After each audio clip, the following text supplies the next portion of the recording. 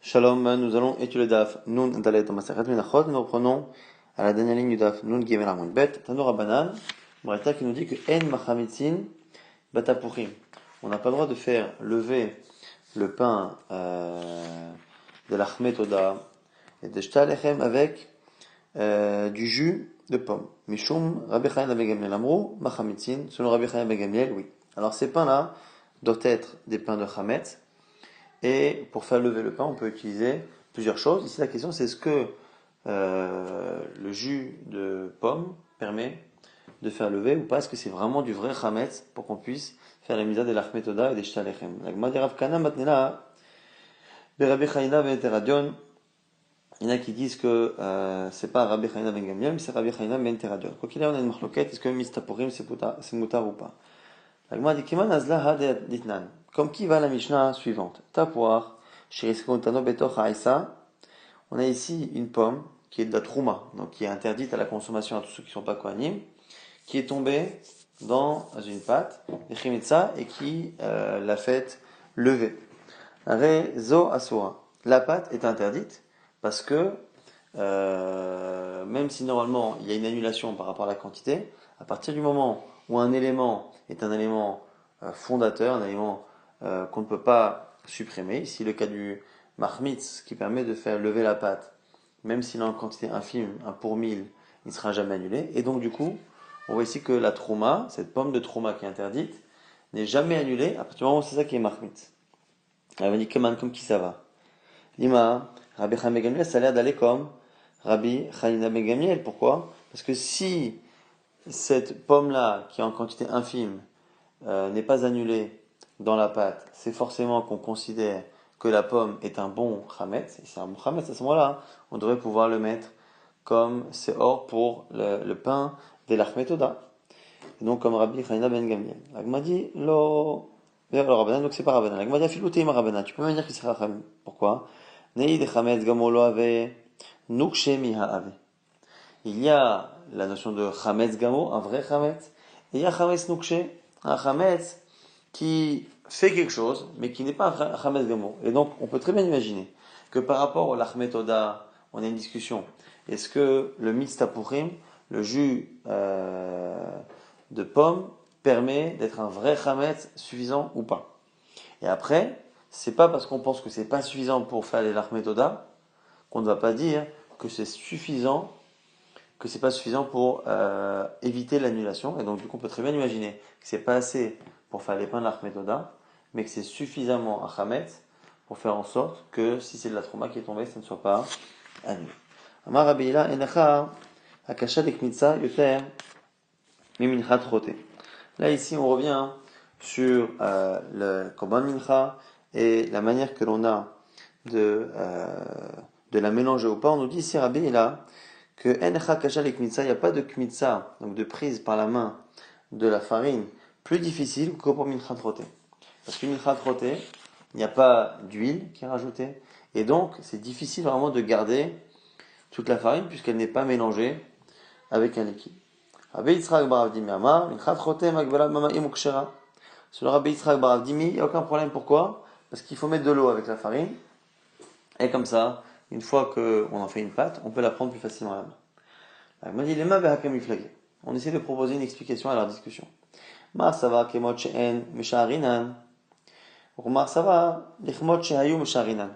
Est-ce que on doit tenir compte du volume actuel ou du volume que ça a pu avoir dans le passé? Donc soit l'essentiel c'est ce qu'on a maintenant. Maintenant on remplit la poignée et donc cette quantité est bonne. Soit on tient compte de la quantité et du volume que ça avait avant, et donc, du coup, la quantité de farine qu'on avait dans une poignée, aujourd'hui, une fois qu'elle est mangée avec de l'eau, n'a pas le même volume, et donc on aura un manque. Non, ça n'a rien à voir. On peut très bien dire que tout le monde tient compte du volume actuel. Et voici la discussion. Ça va. Il pense que c'est comme une khareva. Une khareva, c'est une korban mincha qui est sec, qui est sèche, mais sec par rapport à l'huile. Et l'autre pense que non, c'est sec complètement, donc ni huile, ni eau. Et donc c'est pour ça qu'on a une discussion. Mais dans le fond, si on était d'accord sur le fait qu'on peut mettre de l'eau, L'essentiel serait que ce soit une poignée aujourd'hui. On s'en fiche si ça n'a pas le même volume qu'une poignée lorsque la farine était toute seule. Rapporte maintenant une Mishnah Tanatam Basar Aigel Shenitpach. On a ici une viande de Aigel, de veau, Shenitpach, qui a pris du volume. Ubsar Zikna Shenitmaer. Donc on a ici de la viande de vache, de veau. Zikna Shenitmaer qui a vieilli et qui a perdu sa valeur. Mishtarim Ichmot Sheen. On tient compte de la valeur actuelle. Donc on a ici des morceaux de viande. En fonction du volume, ça va être quelque chose qui pourra devenir tamé impur et transmettre à l'impureté, puisque lorsqu'un aliment est impur et qu'il est consommé ou qu'il touche autre chose, on a une transmission de Toum'a, et pour cela, il faut une certaine quantité. Et cette quantité-là de kabetza, la taille d'un gros œuf, cette quantité de kabetza, la question se pose si l'aliment a eu ce volume et qu'aujourd'hui il n'a plus, ou inversement, qu'il n'avait pas au départ, et il a fini par l'avoir parce que finalement ça a enflé. Alors Rabbi Chia, Rabbi Chia et Rabbi Yochanan Amrei, Mishtarinan Kemot She'en. On a ici deux versions sur cette fameuse Mishnah. On a Rabbi Chia et Rabbi Yochanan qui dit Mishtarin et Kemot She'en. Non, Kemot She'en sans le lamed. On compte le volume actuel. Shmuel Rabbi Shimon Bar Rabbi Veresh Lakish Amrei Mishtarin Nichmot She'en ou Lichmot She'ayu selon cette version, c'est-à-dire qu'on tient compte de ce qu'il y avait au départ. Donc on aurait ici une discussion. Est-ce que lorsque l'on a un shiur important pour savoir si la chose devient tamée et peut transmettre l'impureté, est-ce qu'on regarde la quantité que ça a pu avoir, le volume que ça a pu avoir ou le volume que ça a actuellement? La Gemara objecte au deuxième avis qui dit qu'on tient compte du shiur passé, mais qui va basar aigel, shelo yabok shiur, une viande de veau qui n'avait pas le volume nécessaire, vetafar, verman al shiur, qui a enflé avec le temps et qui a pris les quantités. Taor, le sha'ava, betame mikanu là-bas. Il est considéré comme pur jusqu'à présent, en fonction de ce qui s'est passé, mais à partir de maintenant, il sera considéré comme étant impur. Donc on tient vraiment compte de l'actualité, non pas de ce que ça a été. La Gemara dit, ça c'est midera banane. C'est que midera minator en réalité, on dit pas ça. Mais midera banane, on dira qu'à partir de maintenant, il sera considéré comme étant impur. Elle m'a dit, si c'est ça. Emma Sefa, explique-moi la fin. Vechen bepigoul, vechen benotar. Pareil pour pigoul et pour notar. Donc pigoul et notar, ce sont des corbanotes qui ont été faits avec l'intention de les consommer plus tard ou qu'on a laissé dépasser l'osman. Iyamar bishlama deoraita inodeka pigoul notar. Si on dit que ici, le din, quand on dit que c'est tamé ou que c'est tahor, c'est minatora, je comprends. Pourquoi on dit que c'est pareil pour le notar? Et là, il y a mar derabanan, puis notar, bederabanan, miika. Mais si c'est derabanan, comment on peut dire ça? Que celui, on va dire qu'il y a un din, un pigoul derabanan, et celui qui mange, il serait chayav karet, ça n'a pas de sens. Tout ça, ça n'a de sens que minatora. Et donc, du coup, on ne peut pas dire que c'est miderabanan. La Gemara dit, Ema, vechen betumat pigoul, vechen betumat notar. La Gemara a dit, on ne parle pas du din de pigoul.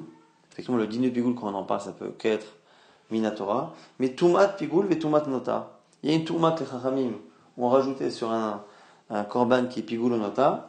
Et c'est sur cette tumat-là qu'on va appliquer le même din que, en fonction du shiur que ça a pu avoir à une époque et que ça a maintenant, on pourra dire c'était pur et à partir de maintenant, c'est impur et ce sera que midera banan. Quel atachana tu as pu penser? Oui, ve tumat pigoul, ve tumat notar, derabanan, hi. Tu as pu penser que puisque dès le départ, cette Toum'a-là de Pigoul Notar c'est midera banan, peut-être qu'on ne va pas en plus lui appliquer ce principe-là, que quand il n'y avait pas la quantité pour que ce soit impur, et que maintenant ça l'a, Chachamim ont créé une impureté Mikano là-bas à partir de maintenant, on va peut-être pas créer un derabanan sur un derabanan. Kuleha et derabanan lo avud rabanan, on aurait pensé qu'ils ne cumulaient pas comme ça les takanot, comme Ashmalan, que oui, c'est la raison pour laquelle on nous apprend que ce din-là midera banan, de dire quelque chose qui n'avait pas la quantité et qui a enflé et qui a aujourd'hui a le volume, qui donc minatora ne devrait pas être considéré comme étant apte à recevoir la touma. Midera banan, on crée à partir de maintenant, à partir du moment où il a le volume, on crée une touma, et bien cette touma que l'on crée, on le crée même dans un domaine où à la base la touma n'est que des rabanan, c'est-à-dire un cas de Toumat Pigoul et Toumat Nota, où déjà cette Touma c'est une invention des Chachamim, et en plus, si ça n'avait pas le volume et que ça l'a maintenant, on va rajouter cette deuxième Touma des rabanan. Tashma, on essaie encore une fois de résoudre cette marloquette là. Basa zikena shayaba kashio, et samak lefachon mi kashio. Une vieille viande qui a rétréci et qui a perdu le shio, la quantité, le volume pour pouvoir être tamé. Tamé les sha'ava, vetaor mikan ul aba. On nous dit quoi? Que c'est tamé pour le passé, mais à partir de maintenant, c'est pur. Donc là aussi, on voit qu'on tient compte finalement du statut du volume actuel. Et là ici, on ne peut pas dire que c'est midarabanan. Pourquoi? Parce qu'on voit qu'on est en train de dire qu'à la base, il y avait le shio, donc à la base, c'est minatora tamé, et maintenant que ça a perdu le shio, on dit que c'est taor. On ne peut pas dire que les chachamim ont fait en sorte d'autoriser quelque chose que la Torah interdit, de purifier ce que la Torah a rendu impur, et donc du coup là c'est problématique. La Gemara revoit finalement la marloquette que nous avons vue précédemment. Amar Rabba, kol echad meikara, avaba ve'ashta lidbe, halidbe. Là on dit non, en fait, si au départ il y avait le shio, et que maintenant il n'y a pas le shio, halidbe, il n'y a pas le shio. Donc l'essentiel c'est maintenant. Kol echad meikara lo avabe. Et quand au départ il n'y avait pas le shio, ve'ashta ve'menant il y a, eh bien, ce sera midarabanan, ce sera les chachamim qui vont créer ce statut-là. Donc Rabat propose de dire que c'est pas réellement lié au volume actuel, au volume passé. Il nous dit qu'en réalité, dans le cas où aujourd'hui il n'y a pas de volume, c'est aucun problème, c'est taor. Dans le cas où il n'y avait pas au départ et qu'il y a maintenant, quand au départ il n'y avait pas, s'il y a finalement c'est que c'est avec de l'eau ou de l'humidité que ça a enflé. Donc ça s'est ajouté. Et donc, Minatora, il n'y aurait pas de problème. Et c'est que simplement Midera qu'on a créé cet interdit-là. Maintenant, qui pliait, en quoi il y a une discussion?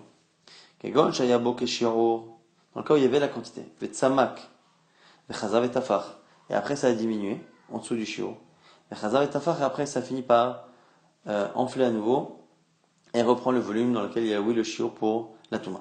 Demar ça va Rui Beisura, Omar ça va, En Dirui Beisura. Marloket, est-ce que il y a Dirui Beisura? Est-ce que quelque chose qui était assourd peut être définitivement renvoyé entre guillemets du Issour? Il y avait un Issour Toum'a dessus. Quand ça a perdu le volume suffisant, à ce moment-là, ce n'était plus impur. Mais est-ce que, parce que ça n'était plus, ça ne pourra pas le redevenir, même une fois que ça enfle à nouveau? Ou est-ce qu'on dira qu'il n'y a pas de Dichou, il va Issourim, et donc tant qu'il n'y a pas la quantité, ça ne l'est pas, mais dès que ça reprend, il n'y a aucun problème pour que ça revienne. Et l'Agma maintenant va objecter en disant est-ce que réellement on peut dire qu'il y a oui Dichouy Beisourin, que la discussion doit porter sur ça et qu'un avis dirait qu'on peut repousser complètement un Issour à partir du moment où un moment donné il est devenu autorisé. Mais pourtant il y a marqué dans une Mishnah que Beitza Ochalim Shenicha Bachama. Si on a laissé la taille d'un Beitza, d'un œuf, de nourriture, au soleil Benit Ma'atu, et ça s'est asséché, ça a diminué. Rien Kazaït Minamet, Kazaït Minanvela, Kadasha Minasheretz, pareil, pour le volume de Kazaït d'un défunt ou d'un animal mort, Kadasha Minasheretz, ou la taille de Kadasha mais d'un Sheretz, d'un reptile, Kazaït Pigoul, Kazaït Nota, Kazaït Relais, ou en tout cas des kazaïtim comme ça d'éléments interdits.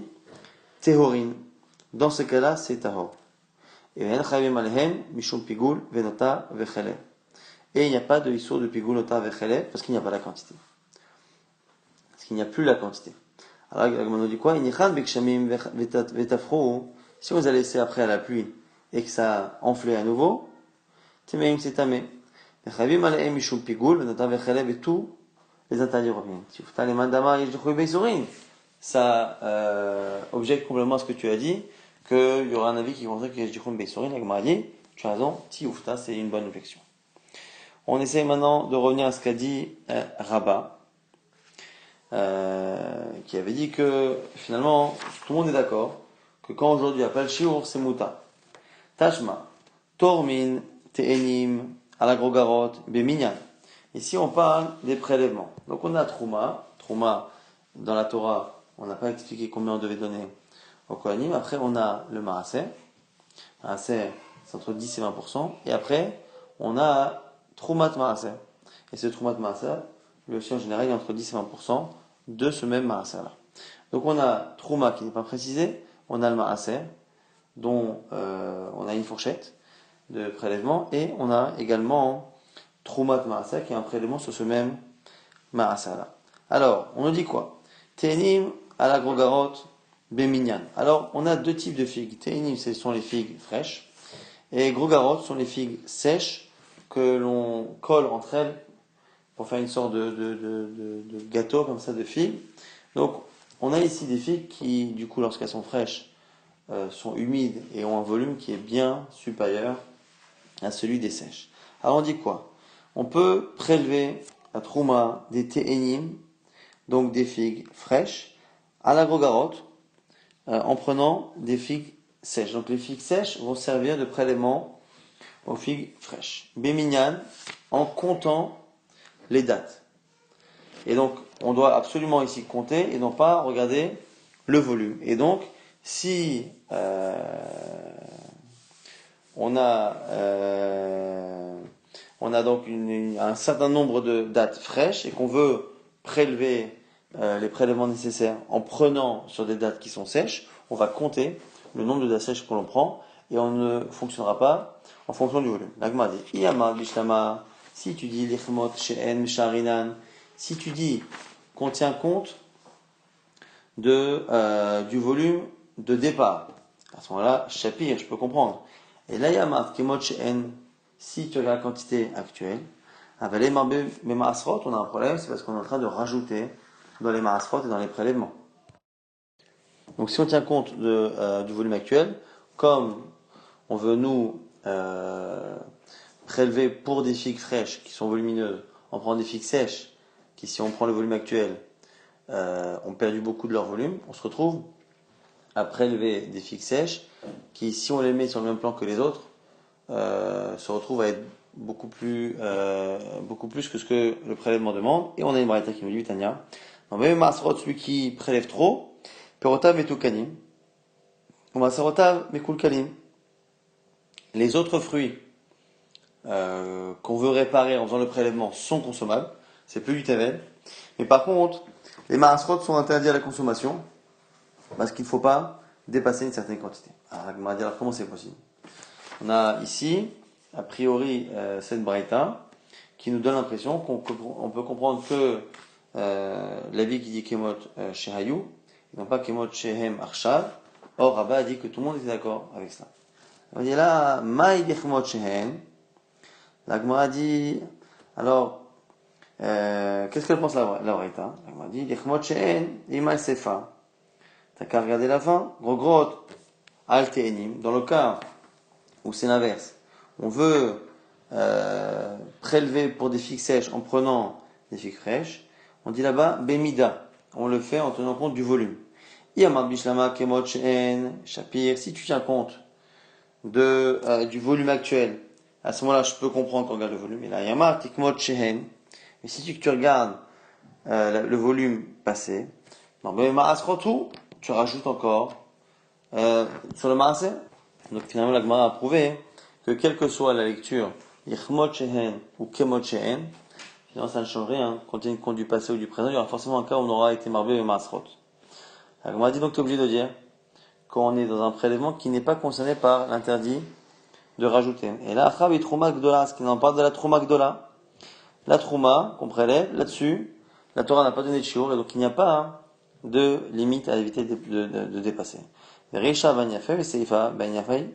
Et on parle des deux cas, effectivement, de cas où on laisse la personne faire un prélèvement de trauma de manière large. La Gemara dit, si c'est cela, et ma Sefa explique-moi la fin de la braïta. Amar Rabbi Elazar ben Rabbi Yossi, Abba Yenotel, Eser Gogarot, Shiva Maktsua. Donc ici, Rabbi Elazar rapporte que son père Rabbi Yossi prenait 10 gogarot de figues qui étaient dans le Kéli, Al-Tish'im Sheba Kalkala, pour prélever sur les 90 figues fraîches qu'il y avait dans un panier. Vei Trouma Gdola, ici on parle de Trouma Gdola. Aïser ma'avité. Pourquoi il en prend 10 pour 90? En général, la Trouma Gdola, elle est entre un 60e et un 40e. On n'est pas comme ça à un dixième. Un dixième, en général, c'est plutôt le Maaser. On m'a dit là, Achab et Troumat Maaser Skina. En fait, on parle pas du Maaser. On parle pas de la Trouma Gdola, on parle du Troumat Maaser. Un prélèvement sur le Maaser lui-même. Abba Elazar ben Gomel, et c'est son Rabbi Elazar ben Gomel. Pourquoi? D'Itania, Abba Elazar ben Gomel Omer, quand il disait, Ve'enarshav lachem terumatchem kadagan mina goren. On parle ici de la Trouma du Maaser, qui sera prélevé par ceux qui ont déjà reçu le Maaser. Donc le Maaser, pour les Lévim, on prélèvera dessus une Trouma, et on leur comptera ce prélèvement de Trouma comme s'ils avaient pris de leur propre récolte, alors que eux-mêmes, c'est un don qu'ils ont reçu. Bichet Trouma Takato Medaber, là-bas, on a l'impression qu'on parle de deux récoltes. Ka Troumatrem, Kadagan Mina Goren, Chamla Mina Yake, comme s'il y avait deux Troumot. Achat Trouma Gdola, Achat Troumat Maaser. La Trouma Gdola, prélevée sur la récolte, et la Troumat Maaser sur le Maaser. Keshem, chez Trouma Gdola, Nitet, Be'omed, Be'marshava, de la même manière que la grande Trouma, la première, elle peut être faite de manière, Be'omed, de manière pas forcément précise, ou Be'marshava avec la pensée. 4 Troumat Maaser, Nitet, Be'omed, ou Be'marshava, pareil, pour la Troumat Maaser. Ma Trouma Gdola ben Yafa, Av Troumat Maaser ben Yafa. On apprend aussi là-bas que de la même manière que la Trouma Gdola peut être faite de manière, entre guillemets, généreuse, dépassée, et bien pareil pour la Troumat Maaser. Et donc là-bas, on a choisi finalement un dixième. Pourquoi un dixième? Parce que la Troumat Maaser, effectivement, c'est un dixième du Maaser. Et là-bas, le fait qu'à un moment donné, on se retrouve, que l'on pense l'ikmot chez M, l'ikmot chez Hayou, on se retrouve à avoir un peu plus en fonction du fait qu'on tienne compte du volume actuel ou de l'ancien, on se retrouve à avoir plus que la quantité, c'est pas un problème, parce qu'ici on pense que la Troumat Maaser, comme la Trouma Gdola, elle peut être faite d'Aïn Yafa de manière généreuse et donc dépasser les quantités.